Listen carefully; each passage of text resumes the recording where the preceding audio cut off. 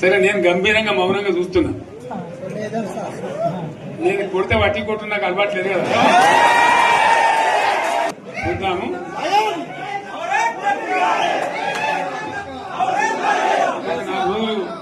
కానీ అన్నట్టుగా నేను చూస్తా ఉన్నా. కానీ మనోళ్ళందరూ కూడా ప్రతిపాదిస్తున్న ఏంటంటే, ఒక సంవత్సరం జరిగిపోయింది, సంగమేశ్వర ఆన్నే పన్నది, బసవేశ్వర ఆన్నే పన్నది, పాలమూరు ఉత్పత్తుల పథకం ఆన్నే పన్నది, కాళేశ్వరం అట్లనే పెడుతున్నారు.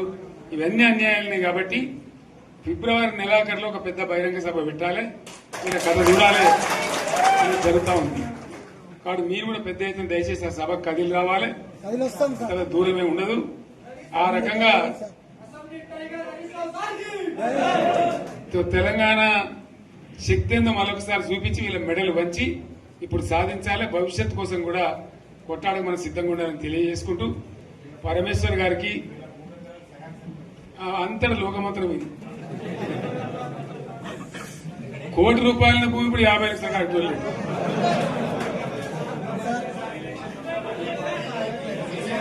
ఈ ఒక్కని బాధ ఒక ఆయన వచ్చింది, మన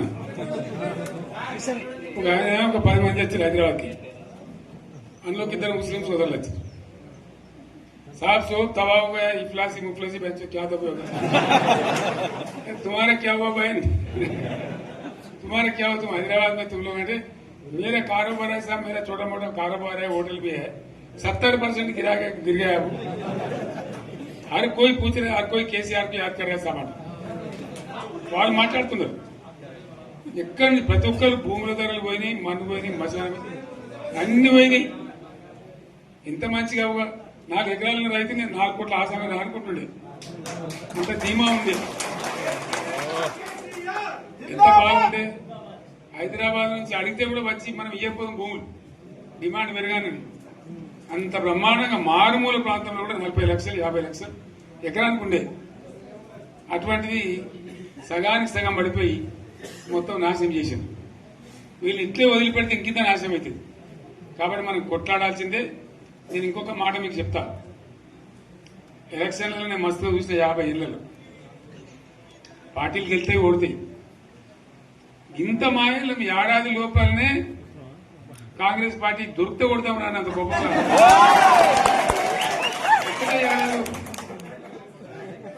ఇంకా వాళ్ళ పొంద తెలివికి నిన్న వారి పార్టీడే మంది పెట్టలు అదేందో పోలింగ్ పెట్టిన వాడు చూసారా మీరు? ఆ పోలింగ్ పెడితే 70% మనకు వచ్చింది, 30% మనకు. వాడు పెట్టింది మనం పెట్టింది కాదు. 75 ఇది పరిస్థితి. అదే నేను ఏమంటున్నా అంటే, ఫామ్ హౌస్ అంటే ఏముంటది, వారి ఉంటది, మాకు ఉంటది, అల్లం ఉంటది. కాంగ్రెస్ వాళ్ళు ఎంత మనిషి చేస్తే పారబడి తవ్వచ్చు కూడా లంగత. దీన్ని ఫామ్ హౌస్ అని మనం బదనాం చేసి అంతే కదా. నేను ఏమంటున్నా అంటే, అన్ని మప్పులు వీడిపోయినట్టు ప్రజలకు అన్ని తెలిసిపోతున్నాయి. మంచి ఏంది, చెడ్డ ఏంది, ఏం జరిగింది అన్ని ఇంకా ఘోరమైతుందని చెప్తున్నా. వీళ్ళ తెలియదక్కతనానికి ఏమైంది? నిన్న మొన్న రిపోర్ట్ వచ్చింది. Comptroller and auditor general of India అని కాగ్ అంటారు దాన్ని. కాగ్ రిపోర్ట్ వచ్చింది. పోయిన సంవత్సరం మన గవర్నమెంట్ లో వచ్చిన ఆదాయం కంటే 13,000 కోట్ల రూపాయల ఆదాయం తగ్గిపోయింది. ఇంకా మార్చి పోయే వరకల్లా ఇంకో 3-4 కోట్ల అవుతుంది. అంటే 15,000 కోట్ల ఆదాయం పోతుంది. మన గవర్నమెంట్ ఉన్నప్పుడు ప్రతి ఏడాది 15,000 కోట్లు పెంచుకుంటూ పోయినండి, చెప్పేసుకుంటూ పోయింది. ఏడాది 10 నుంచి 15,000 కోట్ల ఆదాయం పెరిగేది మన టైంలో. అంత జాగ్రత్తగా మనం వ్యవహారం చేస్తాం. ఇలా ఉల్టా 15,000 కోట్లు పడిపోయింది. ఇంకా వాడేమిస్తాడుగా, ఇంకా ఇస్తారా?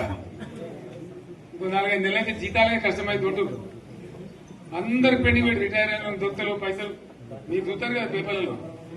సో ఆ విధంగా రాష్ట్ర ఆర్థిక పరిస్థితిని కూడా దివాలా తీయించారు.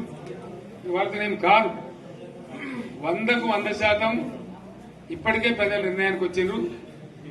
డెఫినెట్ గా రాబోయే గవర్నమెంట్ మనదే అని అనుమానం కూడా అవసరం లేదు. విఫలమైపోతారు. దాన్ని చూసి పైశాచిక ఆనందం పొందాలనుకుంటే వీళ్ళు వెళ్ళి విజయవంతంగా చాలా రాష్ట్రాల నుంచి ముఖ్యమంత్రులు వచ్చారు, చాలా రాష్ట్రాలు వాళ్ళ ప్రభుత్వం యొక్క విధి విధానాలు అక్కడ చెప్పుకోవడం జరిగింది. అందరిని పరిగణలోకి తీసుకున్న తర్వాత ఇతర రాష్ట్రాల నుంచి ఇతర దేశాల నుంచి తెలంగాణ రాష్ట్రము అద్భుతమైన పెట్టుబడులను సాధించింది. దీన్ని అభినందించాలి. కడుపులో కుళ్ళున్నోళ్ళు, మా మీద అసూయ ఉన్నోళ్ళు అభినందించారు, ఏడుస్తుంటారు. ఏం చేస్తాం వాళ్ళని చూసి? ఇప్పుడు పెట్టుబడుల గురించి మాట్లాడుకుందాం చారి గారు. నేను మీకు ఒకటే చెప్పదలుచుకున్నా, ఈ మధ్య రీసెర్చ్లలో ఒక కొత్త జబ్బు ఏదో కనిపెట్టిండ్రు, అంటే డాక్టర్లు మన ఏదో మాట్లాడుతూ చెప్తాను, అటెన్షన్ సీకింగ్ డిజార్డర్. అంటే ఎక్కడికైనా పెళ్ళికి వెళ్తే పెళ్లి పిల్లగాని మీదనే ఎక్కువ అటెన్షన్ ఉందనుకో, ఆ పోయినోడు నేనే పెళ్లి పిల్లగాని అయితే బాగుండని, ఎక్కడైనా సావుకు పోయిండు, గొప్ప శవయాత్ర జరుగుతుంది అనుకో, అంటే ఈ శవయాత్ర గొప్ప జరుగుతుంది, నేను శవాన్ని అయితే ఇంకా బాగుంటుండని. అంటే వాళ్ళకి ఎంతసేపు ఉన్న అటెన్షన్ అంతా వాళ్ళ మీదనే ఉండాలని ఒక పిచ్చి ఉంటుంది. ఆ పిచ్చితోని పెళ్లి పోతే పెళ్లి పిల్లగాడు కావాలని, సాగు పోతే శవం కావాలని ఇట్లాంటి కోరికలతో కొంతమంది ఉంటారు. నేను చెప్పేదాన్ని పెట్టుబడుల గురించి.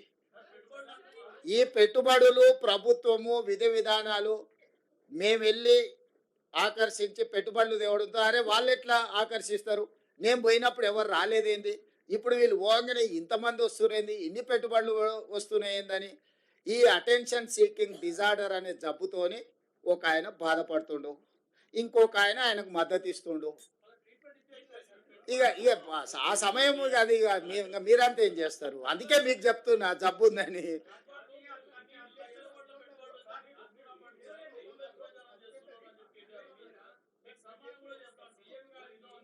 ఏంటి అండి?